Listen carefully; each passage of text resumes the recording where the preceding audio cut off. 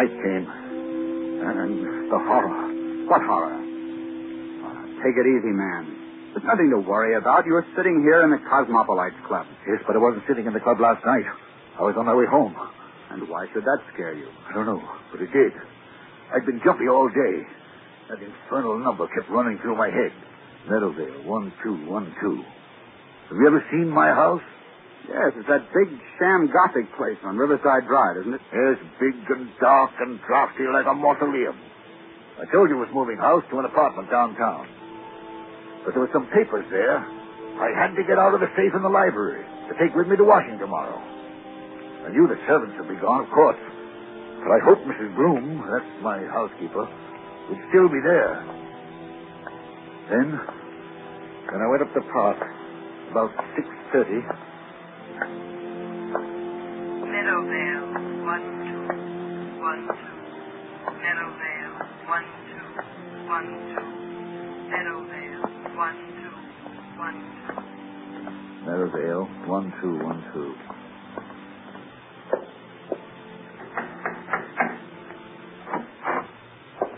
Mr. Templeton, this is a surprise. Sorry to trouble you, Mr. Bloom. I seem to have mislaid my key. The other could have sworn I had it on my key ring this morning. It's no trouble, Mr. Templeton. Only, I hope you're not planning to spend the night here. No, I'm going to a hotel. Why do you ask? Because they've disconnected everything except the electricity and taken away most of the furniture. I haven't touched anything in the library. No, sir. I told them you said to leave that. But it does seem a pity in a way. What seems a pity? To break up a lovely home like this after all these years. Home? This big, ugly picture gallery? It's been a home to me, sir. I've treated you generously, haven't I? Yes, sir. I'm sorry. I've got several hours' work to do, Mrs. Bloom. A whole safe full of papers to sort over. I'm going to the library and... What's that you're hiding behind your back? I'm not hiding anything, sir. All the same, what is it? It's only a music box, sir. I found it in the attic when the moving men were here. If I hadn't known there were, no ladies in your life, I'd have said it belonged to one of them. I love to hear them, sir. May I? Mrs. Bloom. Yes, sir. If you don't want me to smash that music box, turn it off. Yes, sir, I'm sure I'd never... I'm going to the library. If you can find any sandwiches and coffee, bring them. Yes, sir. Excuse me.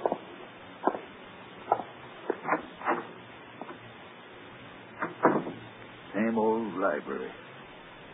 Same old Crawford desk. There's the Venetian mirror she bought for you. Look at yourself in the mirror, Templeton.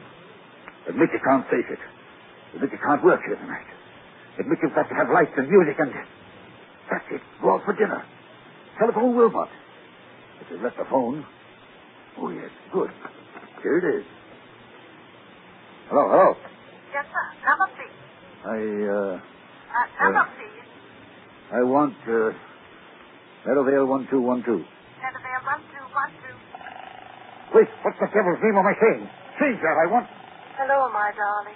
I knew you'd call me when you needed me. Who's that speaking? Who are you? It's Mary Ellen, dear. Don't you recognize my voice? You're not Mary Ellen. This is trick. Mary Ellen is dead. Yes, dear. But the dead sleep lightly, and they can be lonely, too. And now that you do need me... I don't need you. I don't need anybody. I'm coming back to join you, dear. It's not easy, but I'll be there by the time the clock strikes 7. I'll wear a veil because I don't look very pretty. I won't stand it. I won't listen to you. I won't. Goodbye, my dear. Remember, when the clock strikes 7... Mrs. Bloom. Mr. Templeton, what on earth is the matter? Who's been playing tricks on me? Tricks, sir. I don't understand. Who spoke to me on this phone? But, sir, nobody could have spoken to you on that phone. Nobody could have. What are you talking about? That phone's disconnected, sir. Disconnected? Yes, sir. The man came here this afternoon and took that little metal box off the wall and rolled all the wires up and put everything on the desk there. Said he'd be back tomorrow to take it away. Mrs. Bloom, that's impossible. Look for yourself, sir. You're standing in the middle of the room holding that phone, and the wires don't lead anywhere. That's true. So you couldn't very well have talked to anybody on the phone that wasn't connected? Now, could you? I tell you, I got the operator. I heard it ring. I talked to someone else. Oh? And what did that person say? She said she'd be here to visit me When...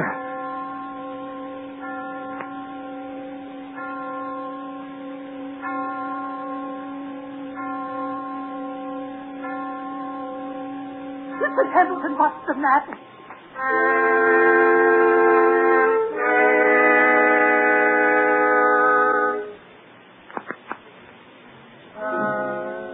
And so, Wilmot, that's what happened last night.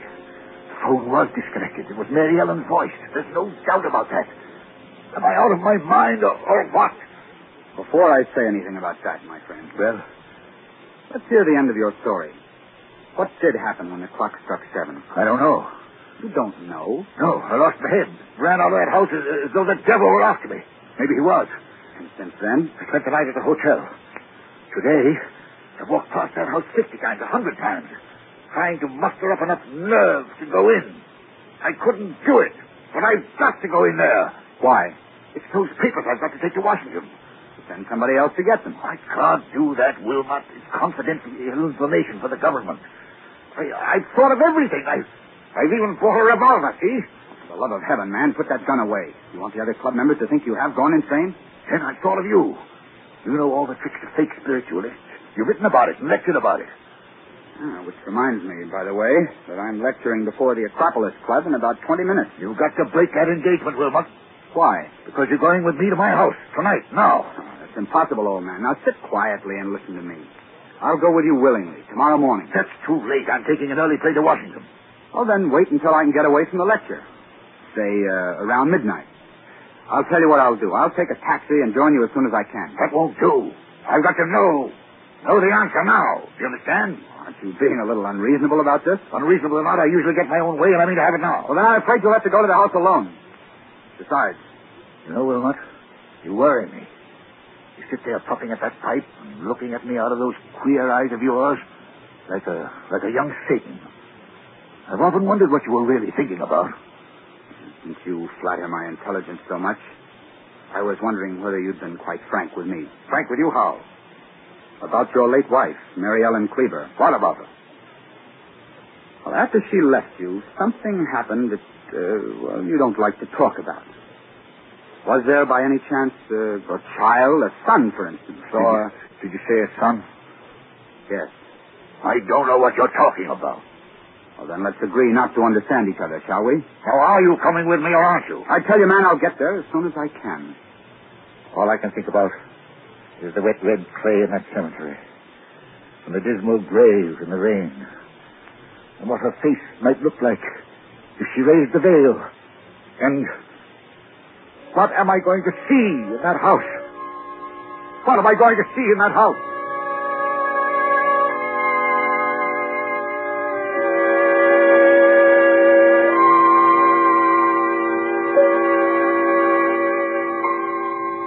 So the clock chimes, the hours dwindle, the traffic roar of the city sinks to a low growl behind twinkling lights.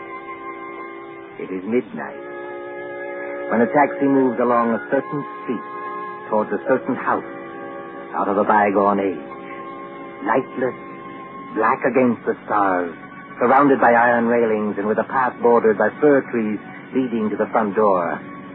Look, too, at the face of Mr. Patrick Wilmot when that taxi draws.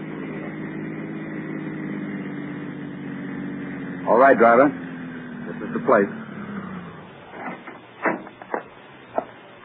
I'll be waiting, sir. No, you needn't wait. Keep the change. Thank you, sir. Good night.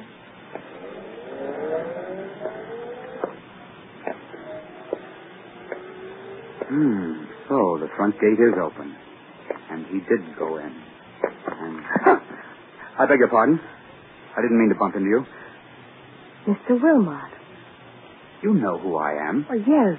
I've seen you several times at our office. I'm Molly Carroll, Mr. Templeton's secretary. What are you doing here? Well, it's Mr. Templeton.